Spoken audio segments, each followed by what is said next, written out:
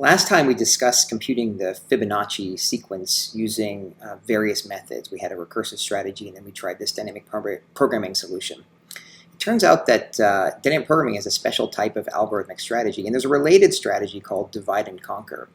Divide and conquer approach to solving problems you can apply when you can take your big problem, break it up into some non-overlapping subproblems, recursively solve the subproblems, and then combine the results. We're going to see an example of this in MergeSort. So let's just discuss more details of how we apply divide and conquer, and we're going to see several examples in the next couple of lectures.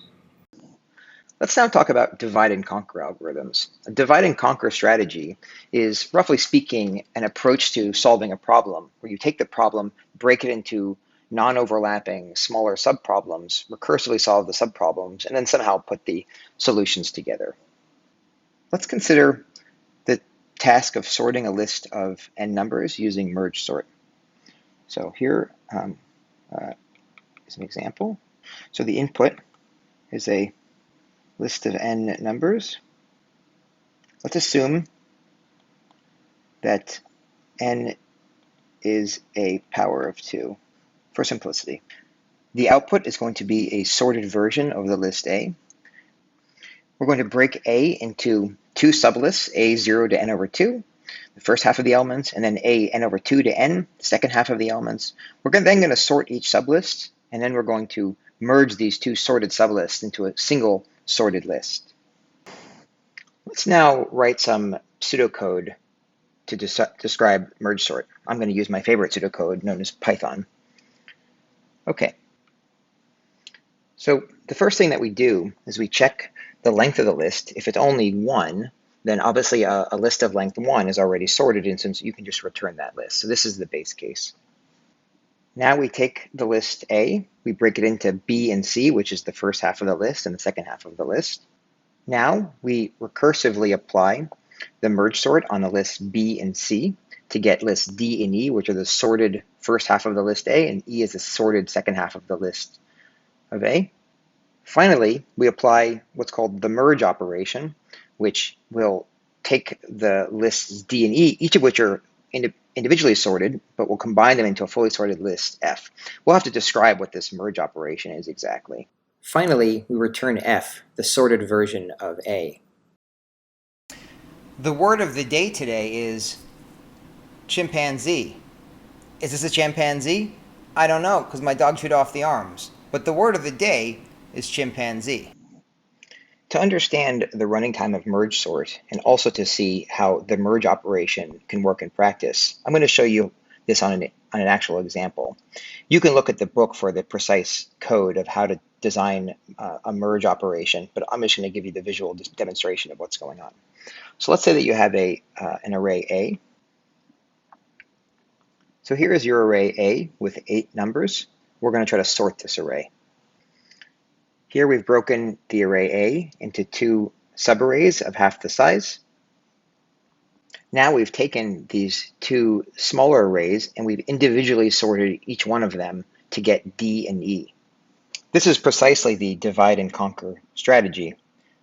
As you can see in practice, we took an array A, we broke it into 2 smaller arrays, 2 smaller subproblems. We then solved the subproblems recursively by using the merge sort algorithm on these smaller arrays, and now we're going to have to combine these into one big array. That's the sorted version of A.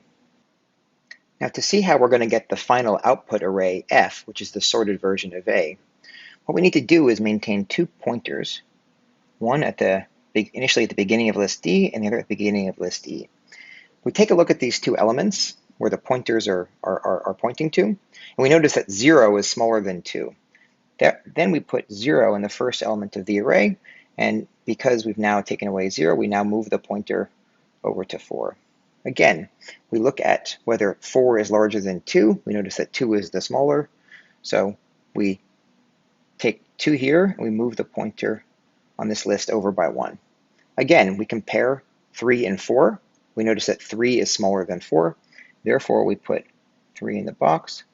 We take this pointer, move it over here, and so on. At the end of this process, we may have some remaining elements into the list. For example, here we have 7 and 9. We're going to put the 7 in. We've now run out of, we can't move the pointer over any further. So we take whatever's left in this list, which is actually just 9, and we just stick it onto the end of this array. And now we have a sorted version of A. So let's think about the running time of this algorithm. Okay, so initially, we had to do an operation by splitting the array A into 2 subarrays.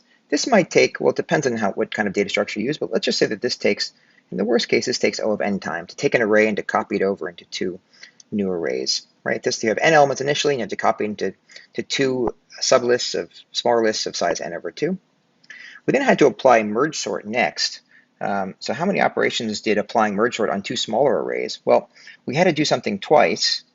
And the running time, T of n, right, we're computing T of n. T of n is the running time. And this took 2 operations of size n over 2 because these lists are half the size. So they had to do 2 times T of n over 2 to apply the MergeSort on these smaller arrays. And then how much did this last operation take? Well, the last operation took on the order of n steps. Why is that? If you think about what I did there, every time that I inserted a new element into F, I had to do a constant number of operations. I had to compare 2 numbers, I then had to move a pointer over, and then go to the next step. But in total, that's a constant number of operations for every iteration. There are n iterations, therefore it took on the order of n time to complete. So the total running time is T of n equals 2 times T of n over 2 plus O of n. That's the running time. Now looking at this, it's not clear what this is going to end up meaning. What this is going to mean, we have a recursive expression for T of n. It doesn't actually tell us exactly what the value of T of n is, but it turns out we're going to learn soon that this is roughly O of n log n. In fact, it's actually going to equal n log n, so let's write equal to. And we'll see why that is in a future lecture.